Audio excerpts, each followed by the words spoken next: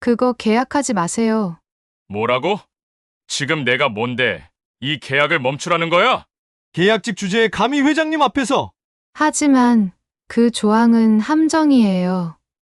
서명하시면 모든 걸 잃게 됩니다. 흥미롭군. 너 이름이 뭐지? 서울 여의도 수천억 원이 오가는 글로벌 계약 현장. 모두가 손에 넣을 거라 믿었던 황금 계약이 단 한마디 속삭임에 멈춰버렸다. 가난한 계약직 사무보조, 그리고 냉철한 백만장자 CEO. 이 둘 사이에 도대체 무슨 일이 있었던 걸까?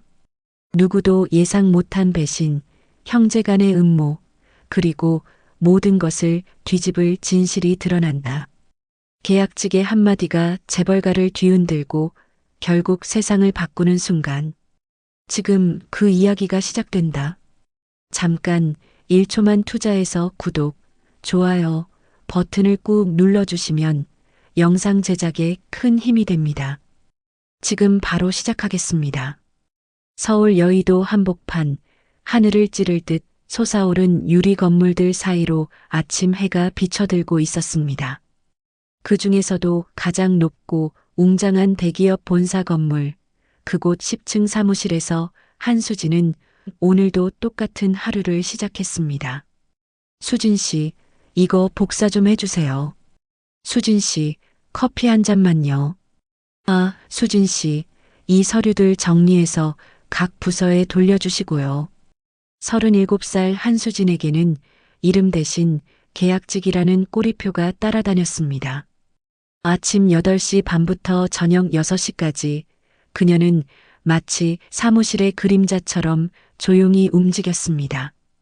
복사기 앞을 오가고 차를 우려내고 서류를 나르는 일상이 벌써 3년째 반복되고 있었죠.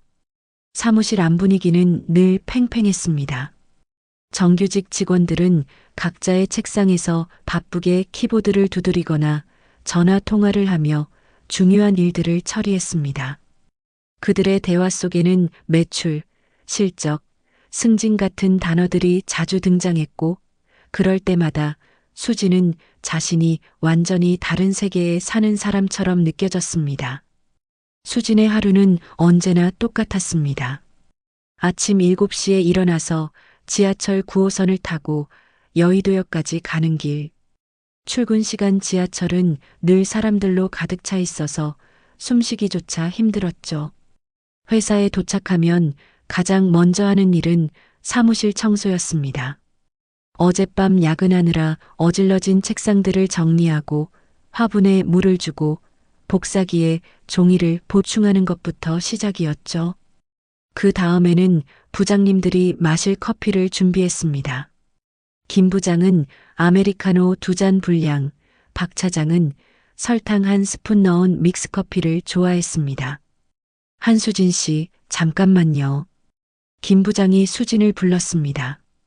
이번 주 회의 자료 준비하는데 이거 다시 정리해서 제보내 주세요. 그리고 참석자들 명함도 미리 준비해 두시고요. 네, 알겠습니다. 수진은 고개를 끄덕이며 서류 뭉치를 받아들였습니다. 김 부장은 잠깐 망설이다가 덧붙였습니다. 아, 그리고 한수진 씨는 회의실 정리만 하시고 회의에는 들어오시면 안 됩니다. 넌 계약직이잖아요. 기밀사항이 많아서 말이에요. 그 말을 들은 순간 수진의 가슴이 뜨끔했습니다. 하지만 표정 하나 바꾸지 않고 네, 잘 알겠습니다라고 대답했죠. 이미 수없이 들어본 말이었으니까요. 넌 계약직이잖아. 계약직은 이런 건 몰라도 돼. 계약직 주제에 왜 그런 걸 궁금해해? 수지는 대학에서 법학을 전공했습니다. 비록 졸업은 하지 못했지만 2년 반 동안 열심히 공부했던 기억이 있었어요. 계약서 조항을 읽고 분석하는 일이 결코 어려운 건 아니었습니다. 하지만 계약직이라는 신분 때문에 그런 능력을 보여줄 기회조차 주어지지 않았죠. 점심시간이 되자 사무실은 한적해졌습니다. 정규직 직원들은 삼삼오오 모여서 근처 음식점으로 나갔고 수지는 혼자 자리에 남아 도시락을 꺼냈습니다. 어머니께서 새벽에 일어나 정성스럽게 싸주신 김밥과 계란말이가 들어 있었죠. 김밥을 한 입 베어 물며 수지는 창밖을 바라봤습니다. 한강이 멀리 보이고 그 너머로 아파트들이 빼곡히 들어서 있었습니다. 저중 어딘가에 자신의 작은 원룸이 있고 또 다른 어딘가에는 아픈 부모님이 계시죠. 내가 없어도 이 회사는 잘 돌아가겠지. 수지는 속으로 중얼거렸습니다. 하지만 내가 쓰러지면 병원비는 누가 내주지? 아버지는 당뇨와 고혈압으로 한 달에 2번씩 병원에 가셔야 했고 어머니는 관절염 때문에 걷기도 힘들어 하셨습니다. 수진의 월급 180만 원에서 월세 70만 원을 내고 나면 나머지는 거의 다 부모님 병원비와 생활비로 나갔습니다. 그때 수진은 가방 속에서 작은 공책 하나를 꺼냈습니다. 겉표지가 낡아서 모서리가 헤어진 공책이었지만 수진에게는 보물 같은 존재였습니다. 공책을 펼치자 정성스럽게 적힌 글씨들이 나타났습니다. 내 꿈 작은 문구점 운영하기. 그 아래로는 구체적인 계획들이 적혀 있었습니다. 가게 임대료는 한 달에 50만 원 정도, 문구류 도매처 알아보기, 아이들이 좋아할 만한 예쁜 연필과 지우개 들여놓기, 어른들을 위한 고급 만년필도 몇 자루 비치하기. 수지는 어릴 때부터 문구점을 좋아했습니다. 새 공책의 냄새, 색연필을 가지런히 늘어놓았을 때의 뿌듯함, 예쁜 스티커를 하나하나 구경하는 재미. 그런 것들이 그녀에게는 작은 행복이었죠. 공책 페이지를 넘기면서 수지는 더 자세한 계획들을 들여다봤습니다. 개업 자금 3천만 원 정도 필요, 위치는 초등학교나 중학교 근처, 영업시간은 오전 9시부터 오후 8시까지. 하나하나가 구체적이고 현실적인 계획들이었어요. 언젠가는 정말로. 수지는 공책 페이지를 넘기며 상상에 잠겼습니다. 아담한 가게 안에서 손님들을 맞이하고 아이들에게 예쁜 문구를 골라주는 자신의 모습을. 하지만 현실로 돌아오면 그건 너무나 멀고 어려운 꿈이었습니다. 가게를 차리려면 최소 3천만 원은 있어야 하는데 지금처럼 한 달에 30만 원씩 모아봤자 10년이 걸리는 금액이었거든요. 오후 업무 시간이 시작되자 수지는 다시 바쁘게 움직였습니다. 회의실 청소를 하고 복사할 서류들을 정리하고 각 부서로 공문을 돌렸습니다. 복사기 앞에서 서류를 정리하다 보면 가끔 중요한 내용들이 눈에 들어왔어요. 계약서 조항들이나 재무 관련 자료들을 보면 대학에서 배운 지식이 떠오르기도 했습니다. 발이 아프고 어깨가 결렸지만 불평할 수는 없었습니다. 이 일이라도 없으면 당장 내일부터 생계가 막막해지니까요. 저녁 6시가 되자 정규직 직원들은 하나둘 퇴근 준비를 시작했습니다. 하지만 수지는 아직 해야 할 일이 많이 남아 있었습니다. 내일 회의에 쓸 자료들을 마저 정리하고 사무실 정리정돈도 해야 했죠. 수진 씨, 고생 많으셨어요. 마지막으로 나가는 박 과장이 인사했습니다. 네, 안녕히 가세요. 수지는 밝게 웃으며 대답했습니다. 사무실에 혼자 남은 수지는 깊은 한숨을 내쉬었습니다.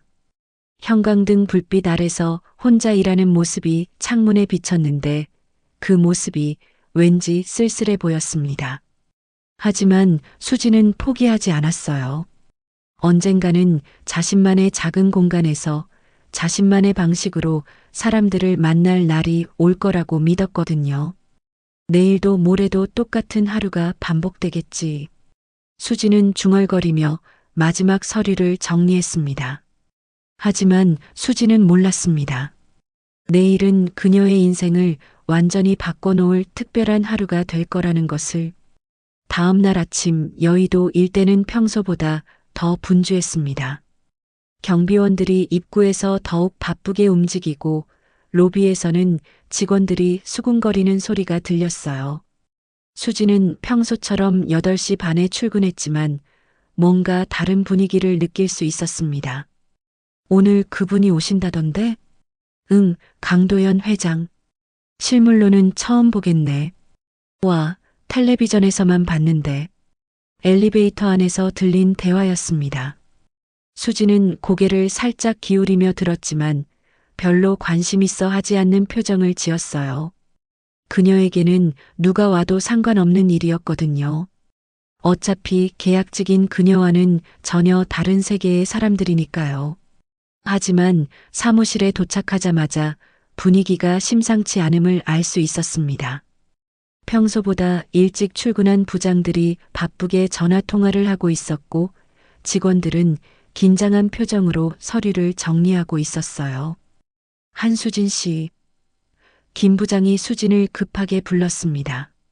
오늘 특별한 날이니까 평소보다 더 꼼꼼히 준비해 주세요. 회의실 청소는 물론이고 물과 커피도 최고급으로 준비하고 실내 온도도 정확히 맞춰놔야 해요. 네, 알겠습니다. 그런데 오늘 무슨 특별한 일이 있나요? 수진이 조심스럽게 물어봤습니다. 아, 수진 씨는 모르겠구나. 오늘 강도연 회장이 직접 내려오셔. 우리 그룹에서 가장 중요한 분이야. 전 세계를 누비며 사업을 하는 분이거든. 나이는 젊지만 정말 대단한 분이셔. 김 부장의 설명을 들으며 수지는 고개를 끄덕였습니다. 하지만 속으로는 나와는 상관없는 일이겠지라고 생각했어요. 오전 10시쯤 로비가 갑자기 조용해졌습니다. 그리고 잠시 후 엘리베이터에서 내린 사람들의 발소리가 들렸어요. 수지는 복사기 앞에서 서류를 정리하고 있었는데 복도로 지나가는 사람들의 대화 소리가 들렸습니다. 강 회장님, 이쪽으로 오시죠. 네, 회의 자료는 모두 준비되어 있습니다. 수지는 슬쩍 고개를 들어 복도를 바라봤습니다. 정장을 입은 몇 명의 사람들이 지나가는 모습이 보였는데 그중 한 사람이 유독 눈에 띄었어요. 키가 크고 단정한 모습의 남자였는데 나이는 30대 초반쯤 되어 보였습니다. 저 사람이 강도연 회장인가 보다. 수지는 잠깐 생각하고는 다시 일에 집중했습니다. 점심시간이 지나고 오후 2시쯤 수지는 회의실 근처에서 청소를 하고 있었습니다. 회의가 진행 중이어서 조용히 복도를 닫고 있었는데 회의실 문이 살짝 열려 있어서 안쪽 대화가 들렸어요. 이번 계약은 정말 중요합니다. 성사되면 우리 그룹의 해외 진출이 한층 더 가속화될 거예요. 맞습니다. 시장 점유율을 30%까지 끌어올릴 수 있을 겁니다. 계약 조건도 우리에게 매우 유리하고요. 수지는 별 생각 없이 듣고 있었습니다. 어차피 자신과는 상관없는 일이니까요. 하지만 계속 듣다 보니 뭔가 이상한 느낌이 들기 시작했어요. 그런데 강 회장님, 이 계약서의 17조 항목은 어떻게 생각하세요?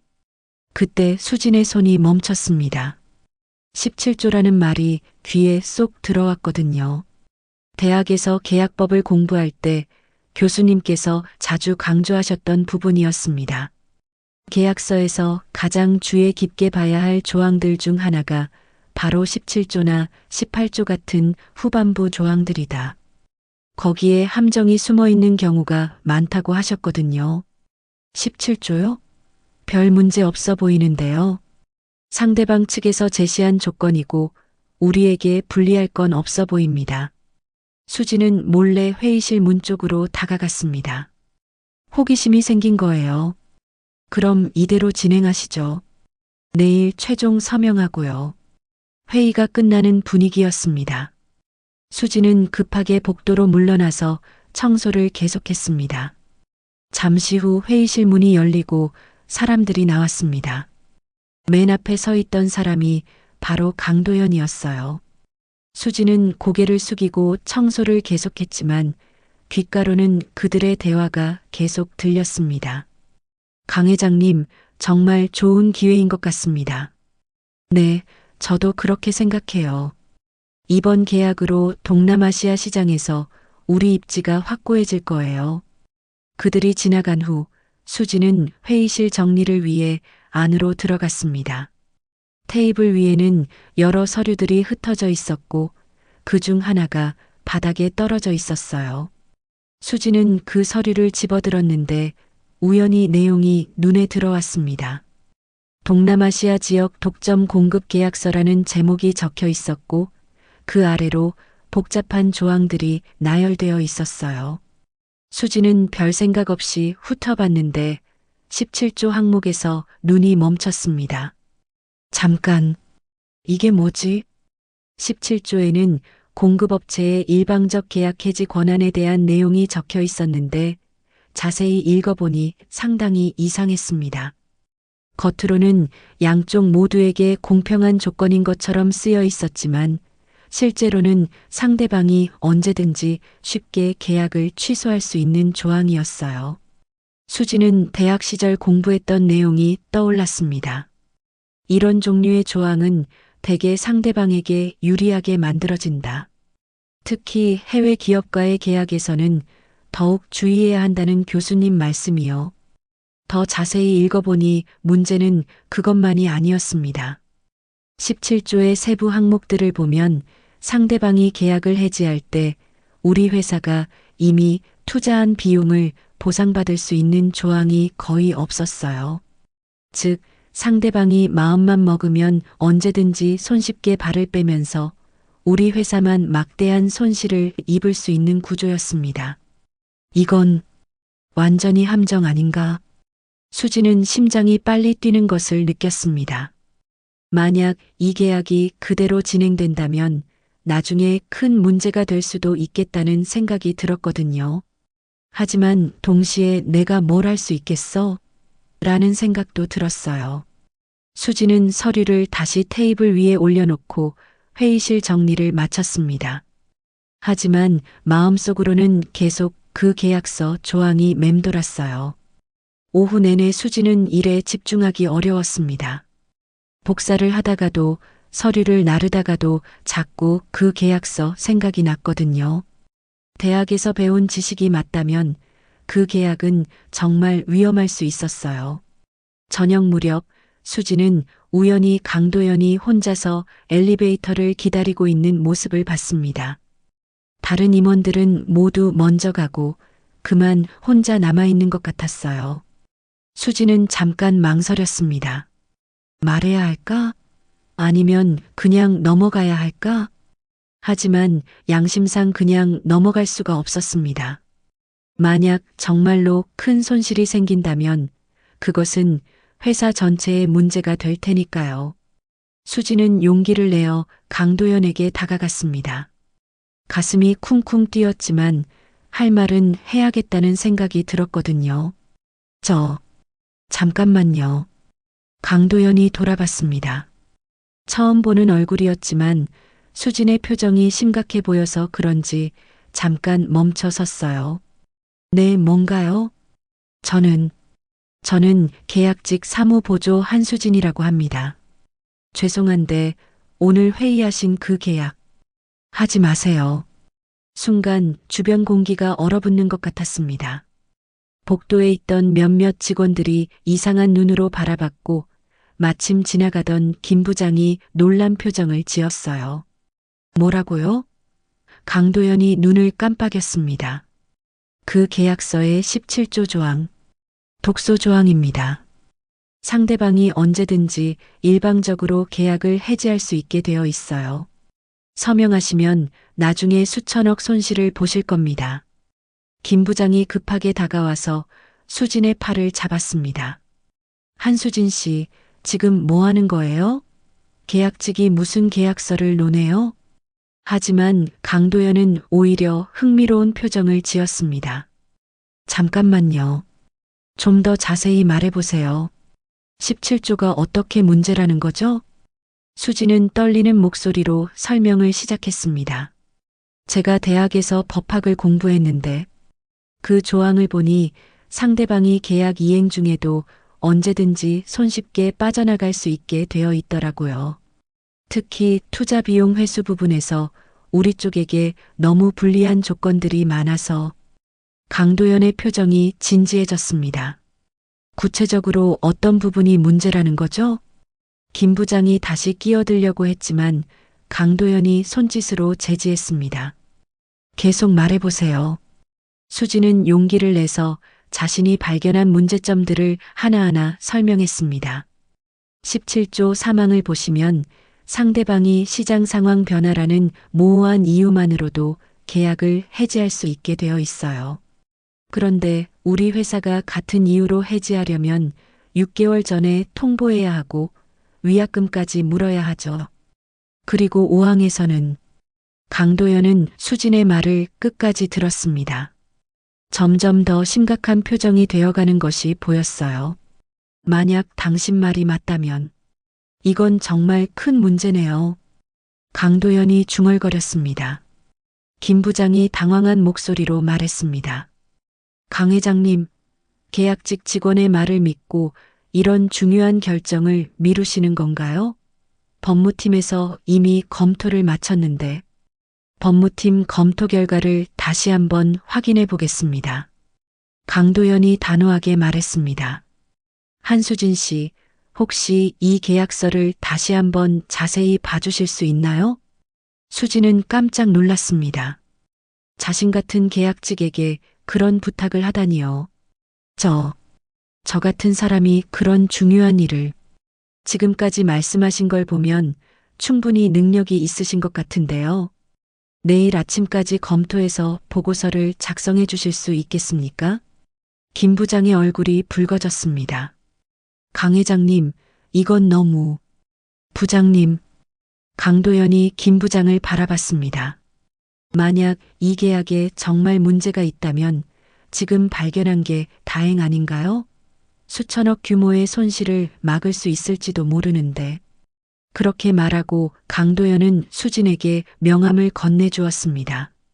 내일 오전 9시까지 제 사무실로 보고서를 가져다 주세요. 그리고 한수진 씨. 네. 용기 있게 말해주셔서 감사합니다. 강도연이 엘리베이터에 탄 후 김 부장은 험한 표정으로 수진을 바라봤습니다. 한수진 씨, 당신 지금 무슨 짓을 한 건지 알아요? 회사 전체를 뒤흔들어 놓고... 죄송합니다. 수진은 고개를 숙였습니다. 만약에 당신이 틀렸다면 어떻게 책임질 거예요?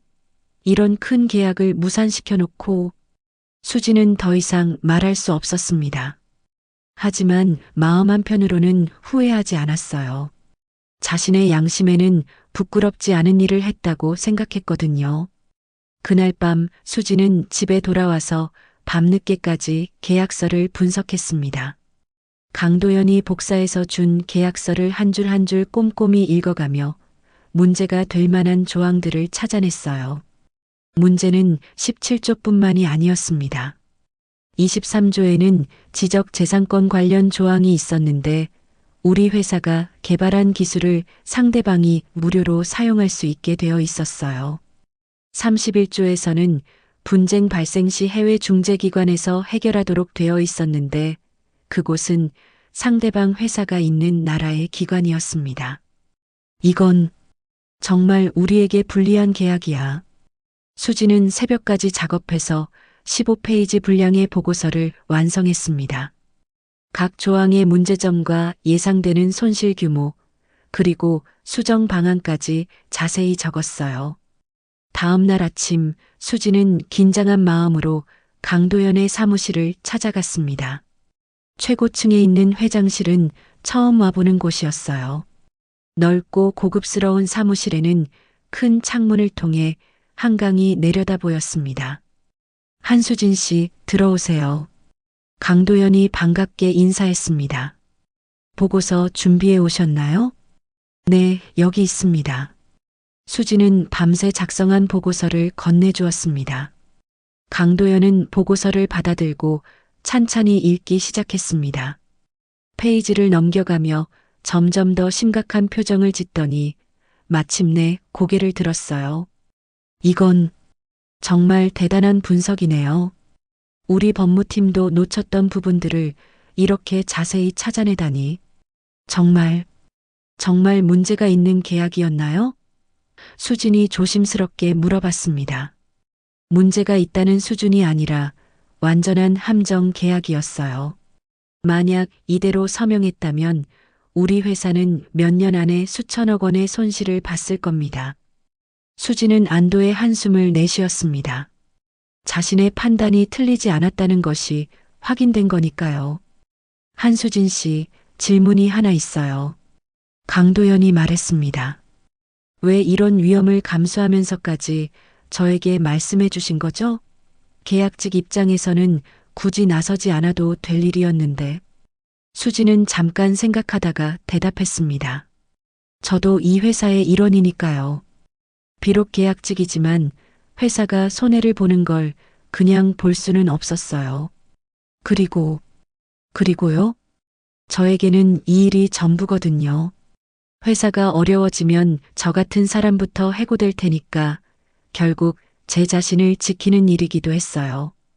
강도연은 수진을 바라보며 미소를 지었습니다. 정직하고 용기 있는 분이시네요. 그런데 한수진 씨, 지금 하시는 일에 만족하세요? 무슨 뜻인가요? 이런 능력을 가지고 계신데 계속 복사나 심부름만 하실 건 아니잖아요. 수진은 당황했습니다. 무슨 말을 하려는 건지 짐작이 되지 않았거든요. 한수진 씨를 우리 법무팀으로 발탁하고 싶습니다. 정규직으로요. 수진은 귀를 의심했습니다. 정규직이라고요?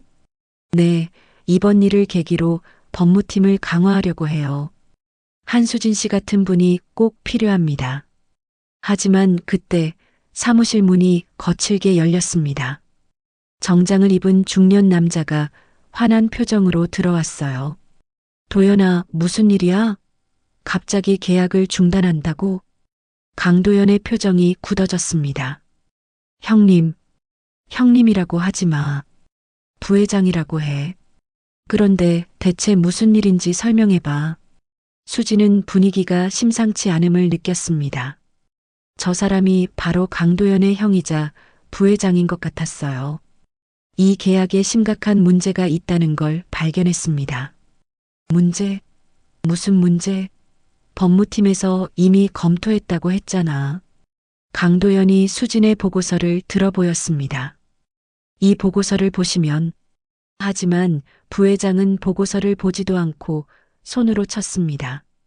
이딴 걸로 수천억짜리 계약을 망치려고? 도연아, 너 지금 정신이 나간 거야? 형님, 이건 정말 중요한 문제입니다. 중요한 문제는 이 계약을 성사시키는 거야. 이미 상대방과 다 약속한 일인데 갑자기 번복하면 우리 그룹 신뢰도가 땅에 떨어져. 수진은 그 자리에 서 있기가 민망해서 나가려고 했습니다. 하지만 부회장이 그녀를 발견했어요. 아, 당신이 그 계약직이군. 당신이 우리 도연이 이상한 소리를 집어넣었나? 그런 게 아닙니다. 강도연이 수진을 감쌌습니다. 한수진 씨는 회사를 위해서? 계약직 주제에 무슨 회사를 위해서? 부회장의 말에 수진은 가슴이 아팠습니다. 하지만 강도연이 단호하게 말했습니다. 한수진 씨가 없었다면 우리는 큰 손실을 볼 뻔했습니다. 그리고 앞으로 법무팀 직원으로 함께 일할 예정입니다. 뭐? 법무팀에 계약직을 정규직으로 발탁할 겁니다. 부회장은 코웃음을 쳤습니다. 도연아, 내가 너무 순진해. 이 계약이 무산되면 그 책임은 내가 져야 해. 그렇게 말하고 부회장은 사무실을 나갔습니다. 뒤에 남겨진 수진과 강도연 사이에는 무거운 침묵이 흘렀어요. 죄송합니다. 수진이 고개를 숙였습니다. 제 때문에 형제끼리 다투게 만들어서. 아니에요. 이건 언젠가는 벌어질 일이었어요. 강도연이 한숨을 내쉬었습니다. 한수진 씨는 잘못한 게 없어요. 오히려 제가 감사해야죠. 하지만 수진은 알 수 있었습니다. 이 일이 그냥 끝나지 않을 거라는 걸. 부회장의 표정이 너무 험악했거든요. 그래도 한수진 씨, 제 제안은 여전히 유효합니다. 법무팀에서 함께 일하시죠. 수진은 망설였습니다. 정규직이 되는 건 꿈 같은 일이었지만 이런 상황에서 받는 제안이 과연 좋은 것일까요? 며칠이 지나자 수진의 상황은 급격히 악화되었습니다. 부회장의 영향력은 생각보다 강했고 회사 곳곳에서 수진을 바라보는 시선이 차가워졌어요. 저기 가는 게 그 계약직이야. 수천억짜리 계약을 망친 장본인. 회장님 형제끼리 싸우게 만든 것도 저 여자 때문이래. 계약직 주제에 뭘 안다고 나서서 복도를 지날 때마다 들려오는 수군거리는 소리들. 수지는 고개를 들고 다닐 수가 없었습니다. 동료 직원들도 하나둘씩 그녀를 피하기 시작했어요. 김 부장은 아예 대놓고 수진을 괴롭혔습니다. 한수진 씨, 이 서류들 내일 아침까지 다 정리해놔요. 그리고 회의실 청소도 더 꼼꼼히 하시고. 요즘 일 처리가 너무 엉성한 것 같아. 평소보다 2배는 많은 일이 수진에게 쏟아졌습니다. 복사할 서류들은 산더미같이 쌓였고 청소해야 할 회의실도 늘어났어요. 점심시간도 제대로 가질 수 없었습니다. 수진 씨, 이것도 급한 일이니까 점심 드시고 하시지 말고 지금 바로 해주세요. 박 차장도 마찬가지였습니다. 예전에는 그럭저럭 인간적으로 대해주던 사람들까지 모두 돌아섰어요. 수지는 점점 사무실에서 고립되어 갔습니다. 가장 힘든 건 강도연마저 만나기 어려워졌다는 것이었습니다. 부회장이 강도연의 일정을 빽빽하게 만들어버린 것 같았어요. 아침 일찍부터 밤늦게까지 회의와 출장으로 바쁜 나날이 계속되었습니다. 일주일쯤 지난 어느 날 수지는 인사팀으로부터 호출을 받았습니다. 인사팀장 사무실에 들어서자 냉랭한 분위기가 느껴졌어요. 한수진 씨, 앉으세요. 인사팀장의 표정은 심각했습니다. 책상 위에는 수진의 인사 파일이 놓여 있었어요. 한수진 씨, 최근 업무 태도에 문제가 있다는 보고가 여러 부서에서 올라왔습니다. 네, 무슨 말씀인지. 김 부장님께서 말씀하시길 업무 처리가 늦어지고 실수가 잦아졌다고 하시네요. 박 차장님도 비슷한 의견이고요. 수지는 황당했습니다. 오히려 평소보다 더 열심히 일했는데 이런 평가를 받다니요. 그리고 무엇보다 최근에 회사의 중요한 사업에 개입해서 문제를 일으켰다는 지적이 있었습니다. 저는 회사를 위해서. 한수진 씨. 인사팀장이 손을 들어 수진의 말을 막았습니다. 계약직 사원이 자신의 업무 범위를 벗어나서 함부로 나서는 것은 조직 질서를 해치는 행위입니다. 수진은 입이 막혔습니다. 회사를 살리려고 했던 일이 이렇게 평가받을 줄은 몰랐거든요. 그래서 결정했습니다. 한수진 씨의 계약을 이번 달 말로 종료하겠습니다. 해고라는 말씀인가요? 계약 종료입니다. 계약직이니까 정확한 표현으로는 재계약 거부죠. 수진의 머리가 하얘졌습니다. 갑자기 해고를 당한다니 이럴 수가 있나요? 이의 제기는 할 수 없나요? 이미 결정된 사안입니다. 이번 달 말까지 인수인계 마무리하고 퇴사 절차 밟으시면 됩니다. 수진은 인사팀을 나와서 화장실로 달려갔습니다. 거울 앞에서 자신의 모습을 바라보며 눈물이 쏟아졌어요. 3년 동안 다녔던 회사에서 이런 식으로 쫓겨나다니.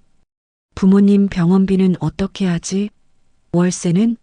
당장 다음 달부터 수입이 없는데. 절망감이 밀려왔습니다.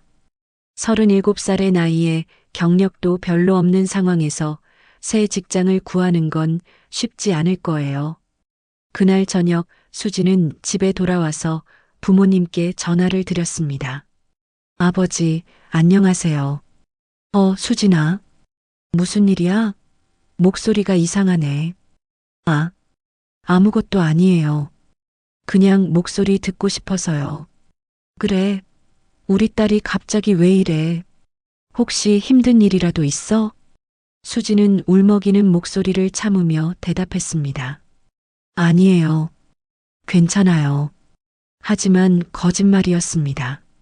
전혀 괜찮지 않았어요. 내일부터 어떻게 살아야 할지 막막했거든요.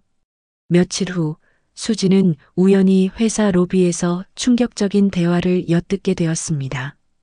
부회장과 몇몇 임원들이 이야기하는 소리였어요. 그 계약건은 어떻게 되었나? 강도연 회장이 아직 고집을 피우고 있습니다. 계약 중단을 고수하고 있어요. 참 답답한 사람이야. 그럼 우리가 직접 나서야겠어. 어떻게 하시겠습니까? 상대방 회사에 직접 연락해서 계약을 재개하자고 해. 강도연이 모르게. 수지는 깜짝 놀랐습니다. 부회장이 강도연 몰래 계약을 진행하려 한다니요. 그것도 문제가 있다고 판명난 계약을. 그런데 혹시 강도연이 알게 되면 알아도 어쩔 수 없어. 이미 이사회에서 승인받은 사안이니까. 그리고 그 계약직 여자는 어떻게 됐나? 이번 주 안으로 퇴사 처리됩니다. 잘했어. 앞으로 이런 일이 없도록 단단히 관리해야 해. 수지는 몸이 떨렸습니다. 자신이 해고되는 것도 모자라서 위험한 계약까지 다시 진행되려 하다니요. 그날 밤 수지는 고민에 잠겼습니다. 이 사실을 강도연에게 알려야 할까? 하지만 내가 해고당하는 상황에서 누가 내 말을 믿어줄까? 더 큰 문제는 부회장의 계획이 성공한다면 결국 강도연과 회사 전체가 피해를 보게 된다는 것이었습니다. 수진이 분석했던 대로라면 수천억 원의 손실이 생길 수도 있었어요. 내가 이미 해고당할 사람인데 굳이 나서야 할 이유가 있나? 하지만 양심이 허락하지 않았습니다. 잘못된 일이라는 걸 알면서도 모른 척할 수는 없었거든요. 다음 날 수지는 마지막 용기를 내어 강도연의 사무실을 찾아갔습니다. 하지만 비서가 막아섰어요. 죄송합니다. 회장님은 출장 중이십니다. 언제 돌아오시나요? 이번 주 내내 해외 출장이 예정되어 있습니다. 수지는 절망했습니다. 강도연이 없는 사이에 모든 일이 진행될 것 같았어요. 그때 누군가 수진의 어깨를 톡톡 쳤습니다. 돌아보니 강도연이 서 있었어요. 한수진 씨, 여기서 뭐 하세요? 회장님, 저는 분명 비서님께서 출장이라고. 강도연이 비서를 바라봤습니다. 출장은 내일부터인데요. 비서는 당황한 표정을 지으며 고개를 숙였습니다. 한수진 씨, 사무실로 들어와요. 무슨 일인지 얘기해 주세요. 사무실 안에서 수진은 부회장의 계획에 대해 모든 것을 말했습니다. 자신이 해고당하게 된 것도, 위험한 계약이 다시 진행될 예정이라는 것도. 강도연의 얼굴이 점점 굳어졌습니다. 정말 그런 일이 있었나요? 네, 제가 직접 들었습니다. 강도연은 잠시 생각에 잠겼다가 말했습니다. 한수진 씨, 저와 함께 싸워주실 수 있나요? 네. 이제는 정면으로 맞설 때가 된 것 같아요. 하지만 혼자서는 어려울 것 같습니다. 한수진 씨의 도움이 필요해요. 수지는 망설였습니다. 이미 해고 통보를 받은 상황에서 더 위험한 일에 휘말려도 되는 걸까요? 하지만 강도연의 진심 어린 눈빛을 보며 마음을 정했습니다. 도와드리겠습니다. 그로부터 며칠 후 상황은 더욱 심각해졌습니다. 부회장은 강도연이 출장을 간 사이 임시 이사회를 소집했어요. 그리고 그곳에서 문제의 계약을 강행 처리해버린 것입니다.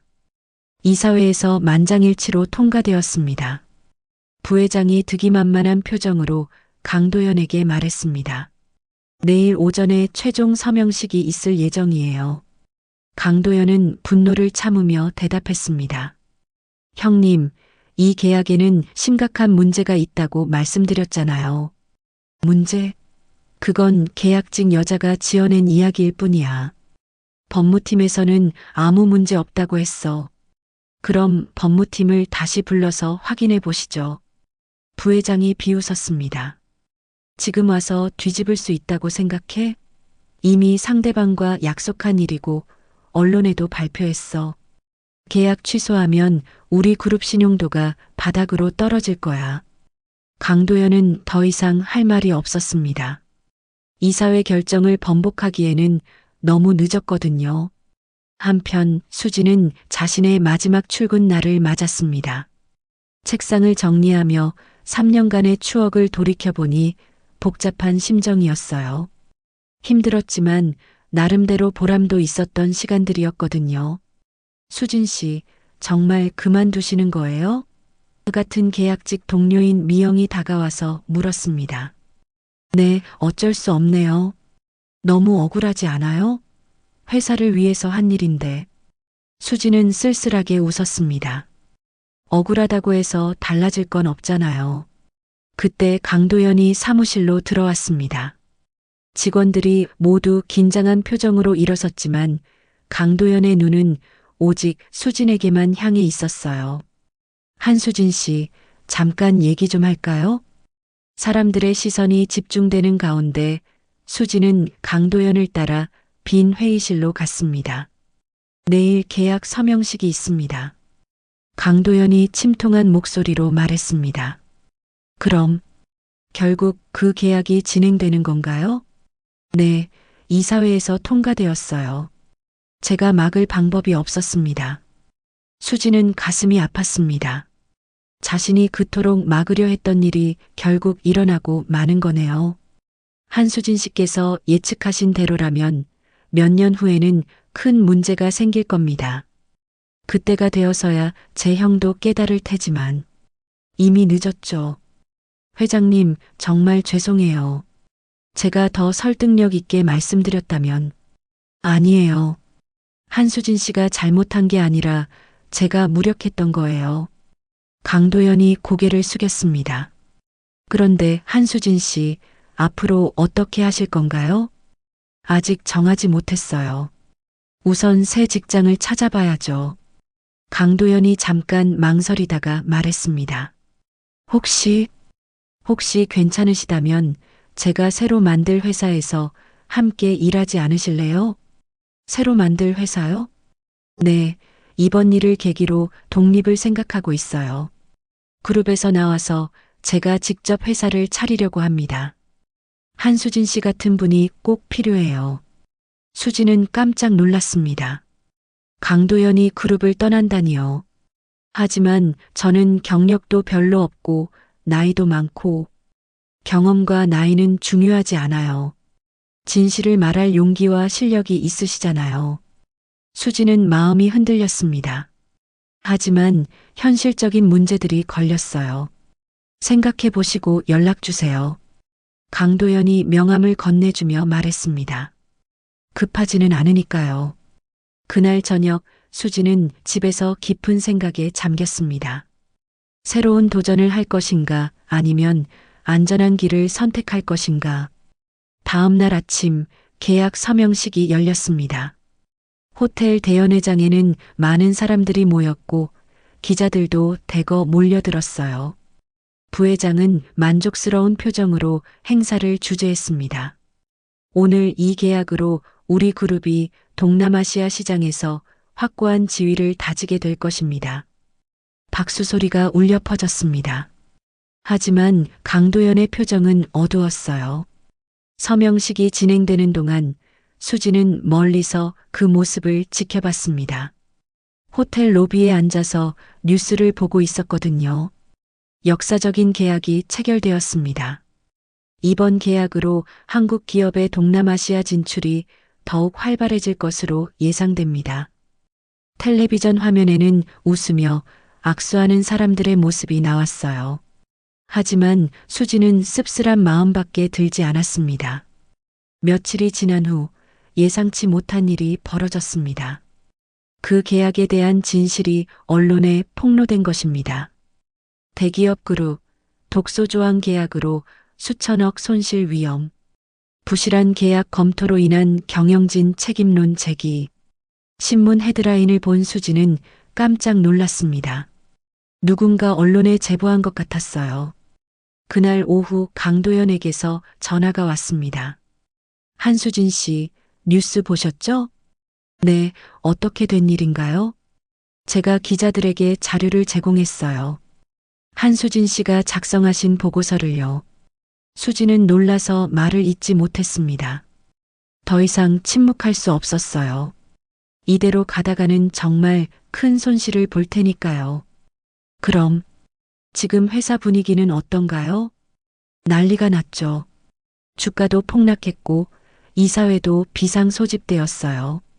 계약 취소를 위한 협상이 시작될 것 같아요. 수지는 복잡한 심정이었습니다. 자신이 옳았다는 게 증명되긴 했지만 이런 식으로 일이 벌어질 줄은 몰랐거든요. 한수진 씨, 이제 정말로 제 제안을 진지하게 생각해 주세요. 함께 새로운 시작을 해봐요. 수지는 잠깐 망설이다가 대답했습니다. 네, 함께 하겠습니다. 그날 저녁 뉴스에서는 계속해서 이 사건을 다뤘습니다. 그리고 그 중에는 수진에 대한 언급도 있었어요. 이번 사건의 핵심은 한 계약직 직원이 발견한 계약서의 독소 조항이었습니다. 전문가들은 이 직원이 없었다면 수천억 원의 손실이 불가피했을 것이라고 평가하고 있습니다. 수지는 텔레비전을 보며 눈물이 났습니다. 드디어 자신의 진가가 인정받는 순간이었거든요. 하지만 동시에 두려움도 있었습니다. 앞으로 어떤 일이 벌어질지, 강도현과 함께하는 새로운 회사에서 잘할 수 있을지. 그럼에도 불구하고 수지는 확신했습니다. 이번에는 포기하지 않겠다고, 자신의 능력을 증명해 보이겠다고. 언론 폭로 이후 일주일 상황은 걷잡을 수 없이 악화되었습니다. 주가는 연일 하락세를 보였고 국정감사에서도 이 사건이 도마에 올랐어요. 무엇보다 상대방 회사가 계약 취소를 요구하며 손해배상까지 청구하고 나선 것입니다. 이 모든 게 누구 때문인 줄 알아? 부회장이 강도연의 사무실로 찾아와 소리를 질렀습니다. 내가 그 계약직 여자 말을 듣고 언론에 흘렸기 때문이야. 강도연은 침착하게 대답했습니다. 형님, 결과적으로는 더 큰 손실을 막은 거 아닌가요? 더 큰 손실? 지금 우리 그룹이 입은 피해가 얼마인지 알아? 주가 폭락으로만 수조 원이 날아갔어. 하지만 그 계약을 그대로 진행했다면 몇 년 후에는 더 큰 문제가. 몇 년 후는 나중 일이야. 지금 당장 책임져야 할 사람은 너라고. 부회장의 눈에는 분노와 함께 다른 감정도 섞여 있었어요. 그것은 바로 기회를 본 것 같은 표정이었습니다. 도연아, 이번 기회에 내가 경영에서 손을 떼는 게 어때? 내 성격으로는 기업 경영이 맞지 않는 것 같아. 강도연은 그제야 형의 진짜 속셈을 깨달았습니다. 처음부터 자신을 경영진에서 몰아내려는 계획이었던 거예요. 형님께서 원하신다면 그렇게 하겠습니다. 그래, 그게 모든 사람을 위해서 좋을 거야. 부회장은 만족스러운 표정으로 사무실을 나갔습니다. 뒤에 남겨진 강도연은 깊은 한숨을 내쉬며 창밖을 바라봤어요. 한편 수지는 집에서 뉴스를 보며 걱정이 커져갔습니다. 연일 강도연에게 불리한 기사들이 쏟아져 나왔거든요. 그룹 내 권력 투쟁 격화, 강도연 회장 사임 압박, 무리한 계약 취소로 그룹 이미지 실추. 수지는 죄책감에 시달렸습니다. 자신 때문에 강도연이 이런 공경에 처한 것 같았거든요. 그때 강도연에게서 전화가 왔습니다. 한수진 씨, 시간 있으시면 만나 뵐 수 있을까요? 네, 물론이죠. 그런데 회장님, 괜찮으신가요? 뉴스를 보니. 네, 괜찮습니다. 오히려 후련해요. 그들은 한강공원에서 만났습니다. 강도연은 평소보다 편안한 옷차림이었는데 오히려 더 자연스러워 보였어요. 한수진 씨, 제가 그룹을 떠나기로 했습니다. 정말요? 그럼 새로 만든다던 회사는? 그 계획은 여전히 유효해요. 오히려 더 자유롭게 할 수 있게 되었죠. 강도연은 미소를 지으며 말했습니다.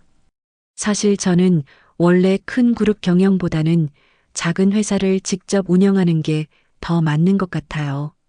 하지만 지금 상황이 너무 어려운 것 같은데. 어려울수록 기회가 있는 법이죠. 그리고 한수진 씨 같은 분이 함께 해주신다면 충분히 해볼 만해요. 수진은 강도연의 긍정적인 모습에 놀랐습니다. 이렇게 큰 일을 겪고도 포기하지 않다니요. 그런데 정말 저 같은 사람이 도움이 될까요? 이번 일로 더욱 확신하게 되었어요.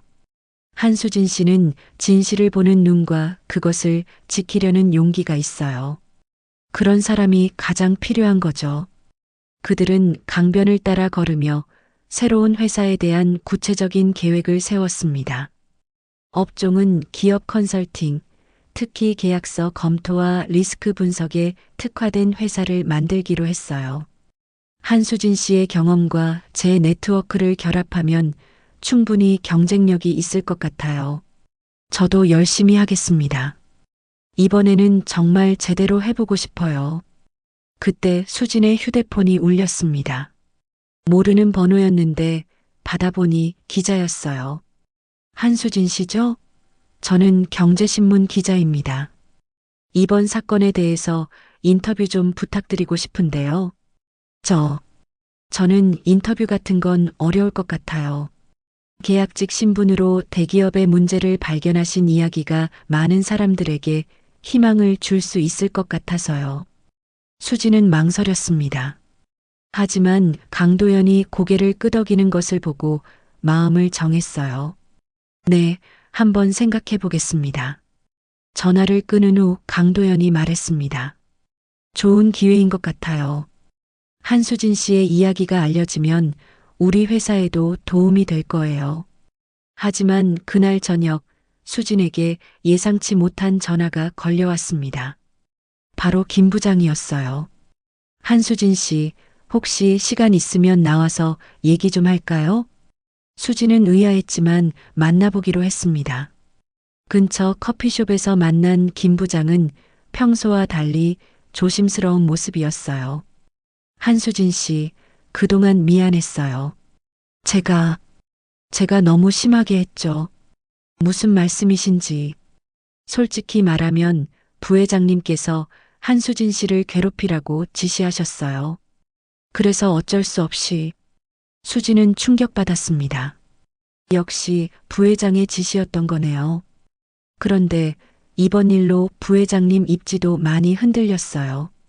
계약 강행을 주도한 책임을 지게 될 것 같아서요. 그렇다면 강도현 회장님도 복귀하실 수도 있을 것 같아요. 그럼 한수진 씨도 다시 돌아오시는 거 어때요? 이번에는 정규직으로요. 수진은 잠깐 놀랐지만 이미 마음을 정한 후였습니다. 감사하지만 저는 다른 길을 가기로 했어요. 다른 길이요? 네, 제가 정말 하고 싶었던 일을 해보려고요.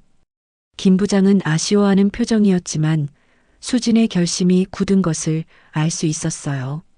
집에 돌아온 수진은 거울 앞에 서서 자신을 바라봤습니다. 예전과는 다른 모습이었어요.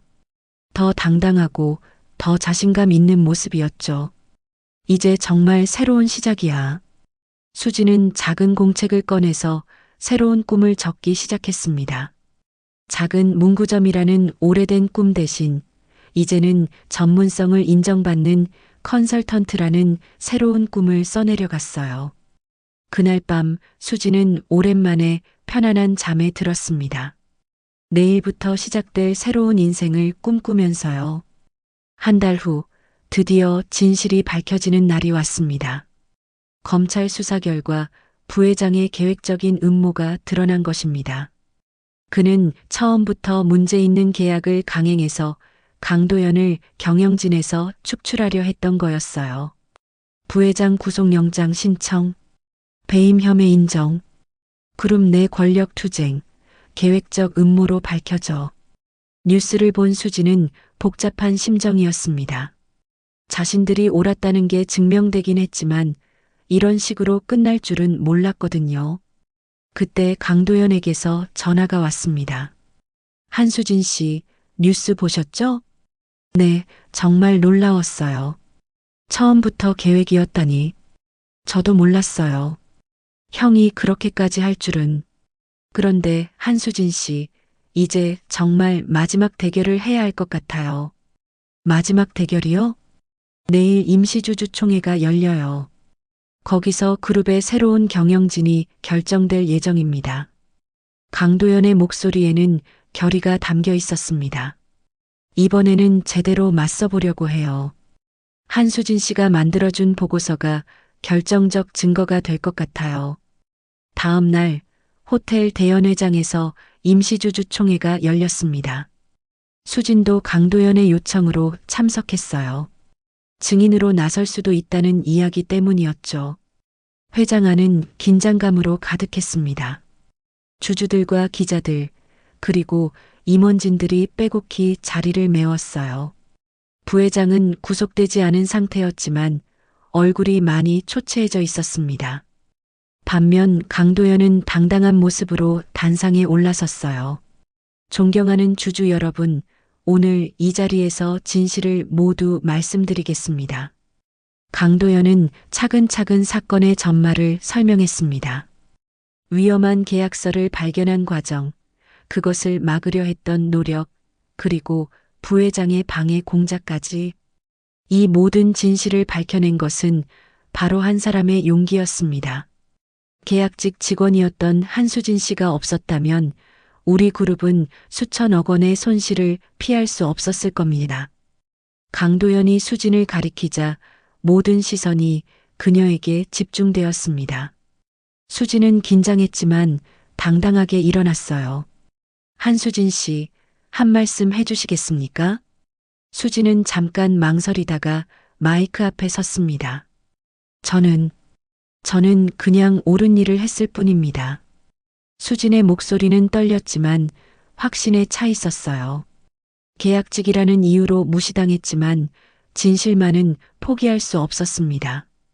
구체적으로 어떤 문제를 발견하셨나요? 17조 조항에서 상대방의 일방적 계약 해지 권한을 발견했습니다. 그리고 23조의 지적 재산권 조항, 31조의 분쟁 해결 조항까지 모든 게 우리에게 불리하게 되어 있었어요. 회장 안이 웅성거렸습니다. 주주들 사이에서 놀라는 목소리가 들렸어요. 수지는 계속해서 말했습니다.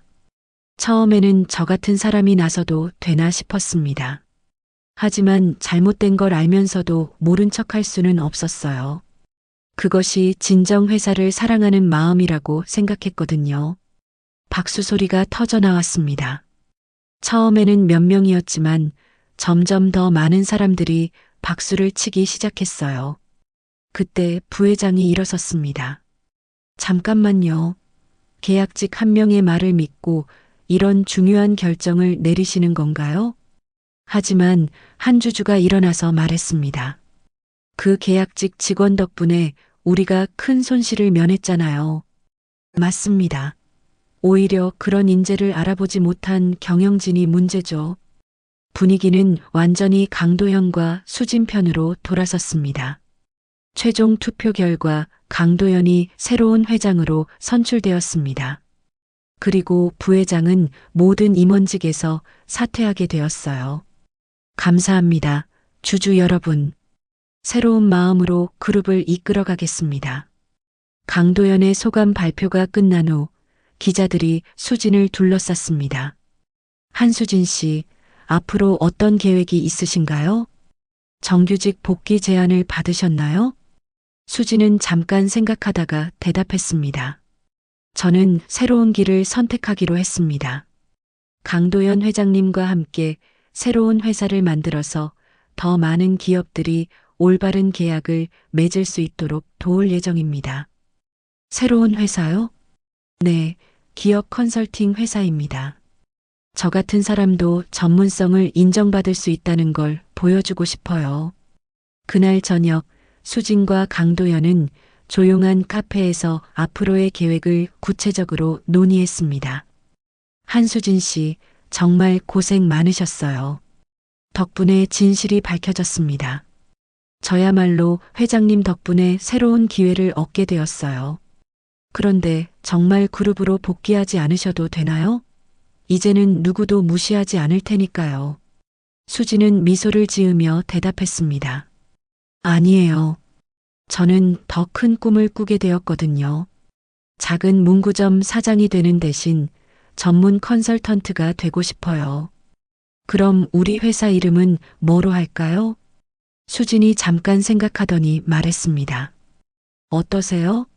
진실 컨설팅이라고 하면. 강도연이 웃으며 고개를 끄덕였습니다.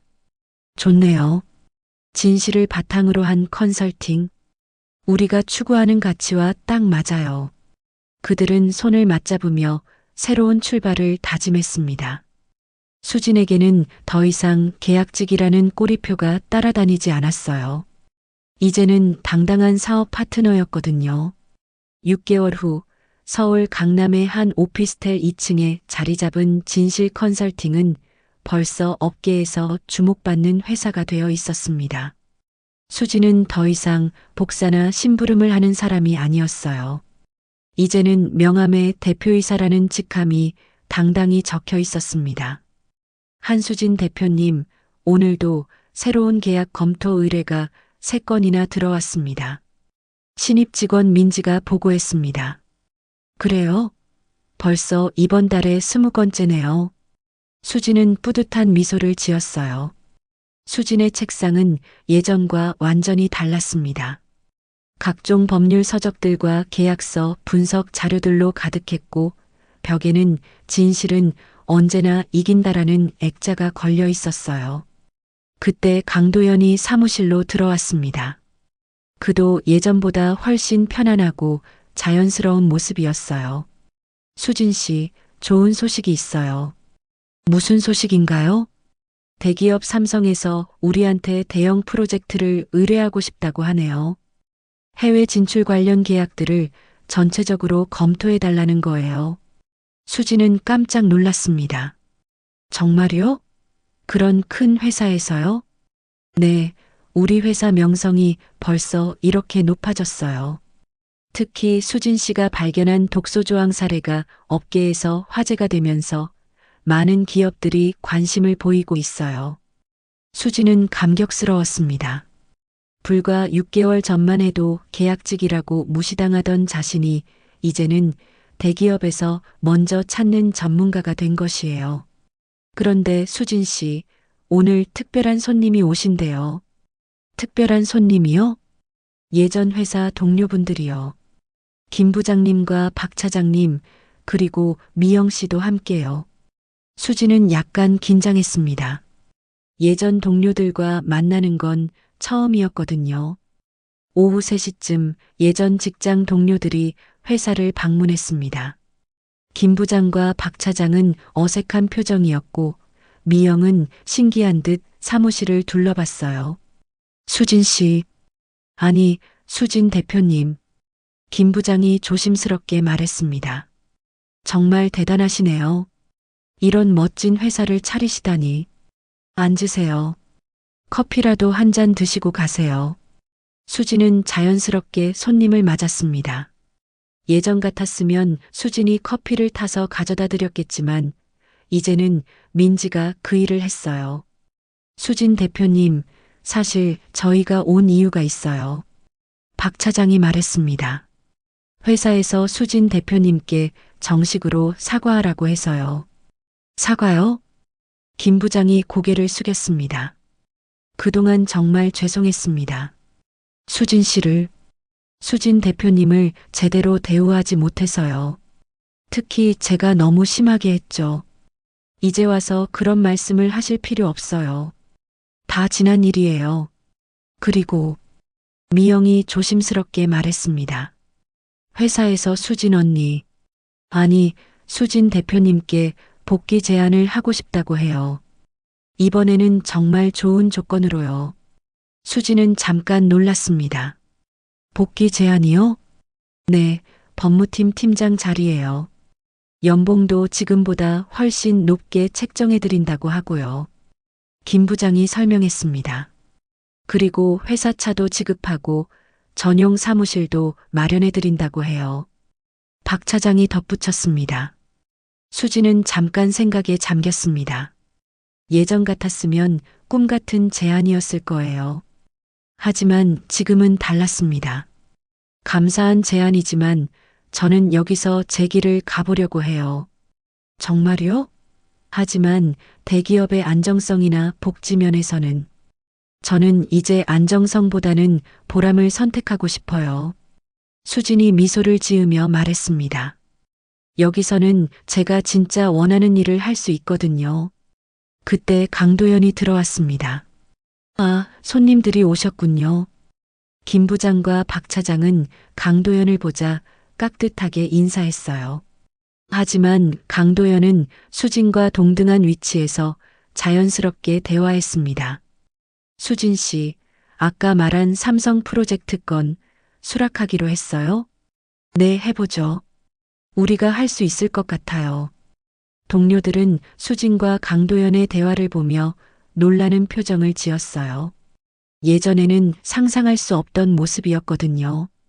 손님들이 돌아간 후 수진은 창밖을 바라봤습니다. 저 멀리 예전 직장이 있는 여의도가 보였어요. 하지만 이제는 그곳이 아득하게 멀게 느껴졌습니다. 수진 씨, 후회하지 않으세요? 좋은 제안이었는데. 강도연이 물어봤습니다. 전혀요. 저는 이제 제가 누구인지 알거든요.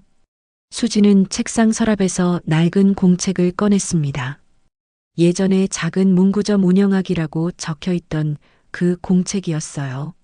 하지만 이제는 새로운 글씨로 가득했습니다. 진실 컨설팅 확장 계획, 전문 인력 양성 프로그램, 사회적 기업 전환 검토 같은 내용들이 빼곡히 적혀 있었어요. 문구점 사장의 꿈은 포기하신 건가요? 강도연이 웃으며 물어봤습니다. 아니에요. 더 큰 꿈으로 바뀐 거죠. 수진이 대답했습니다. 이제는 저 같은 사람들이 더 많이 인정받을 수 있는 세상을 만들고 싶어요. 그날 저녁 수진은 오랜만에 부모님 집을 찾아갔습니다. 어머니는 딸의 달라진 모습을 보며 흐뭇해 하셨어요. 우리 수진이가 이렇게 성공할 줄 몰랐네. 어머니가 자랑스러워 하셨습니다. 성공했다기보다는 제자리를 찾았다고 해야 맞을 것 같아요. 수진이 대답했습니다. 그래도 이제는 걱정 안 해도 되겠구나. 병원비도 걱정 없고. 수진은 어머니의 손을 잡았습니다. 어머니, 이제는 제가 효도할게요. 그동안 고생 많이 하셨어요. 집에 돌아온 수진은 거울 앞에 서서 자신을 바라봤습니다. 예전과는 완전히 다른 사람이 되어 있었어요. 더 당당하고, 더 자신감 있고, 더 행복한 모습이었습니다. 휴대폰을 보니 여러 언론사에서 인터뷰 요청이 와 있었어요. 계약직에서 성공한 CEO로라는 제목의 기사를 쓰고 싶다는 내용들이었습니다. 수지는 미소를 지으며 답장을 보냈습니다. 기회를 주셔서 감사합니다. 하지만 저는 성공한 게 아니라 그냥 제 일을 찾았을 뿐입니다. 그리고 작은 메모지에 새로운 목표를 적었습니다. 계약은 종이 위에 쓰이는 게 아니라 마음에 새겨지는 것이다. 그리고 진실은 언제나 이긴다. 수지는 더 이상 투명 인간이 아니었습니다. 이제는 자신만의 빛을 내는 당당한 한 사람이었어요. 창밖으로 보이는 서울의 야경을 바라보며 수지는 내일을 기대했습니다. 어떤 새로운 도전이 기다리고 있을지, 어떤 사람들을 도울 수 있을지, 내일도 진실을 위해서 수지는 조용히 중얼거리며 하루를 마무리했습니다.